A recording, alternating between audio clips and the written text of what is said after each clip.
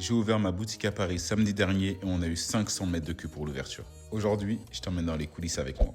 Après avoir cherché tout l'été, j'ai enfin trouvé notre local en plein milieu de Paris. Je voulais vraiment quelque chose de hyper bien placé juste à côté de la place de la République. Et j'avoue, j'ai explosé le budget, je me suis fait taper sur les doigts. Et l'étape suivante, c'était de transformer ça en boutique Pure Pouce. Et là, on avait le choix entre deux options.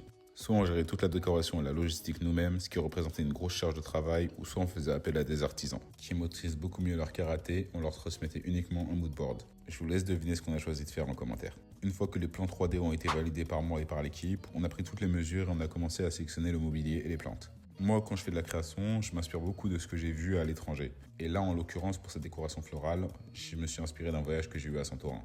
Quelques semaines avant l'ouverture, j'ai dû récupérer les taux hyper tôt le matin. Mais quand je suis arrivé sur place, il y a eu un gros drama car les anciens locataires ont laissé beaucoup d'affaires à eux sur place. Et nous, dans l'après-midi, on devait réceptionner 10 palettes de produits. Heureusement, on a trouvé un espace pour tout ranger. À la suite de la journée, je me suis rendu dans un magasin pour chercher les parfums d'ambiance. Car oui, Pure Pouce rime avec bonne odeur, vous savez déjà. J'en ai également profité pour ajuster la décoration. Là, c'est le moment où je découvre la boutique finale. Et mais j'étais choqué à quel point c'était beau. D'ailleurs, dites-moi en commentaire ce que vous en pensez. Ensuite, on arrive au grand jour, le matin de l'ouverture. Mais j'étais complètement choqué. On a eu des gens qui sont arrivés à partir de 4h du matin. 4h du matin de l'offrande en octobre.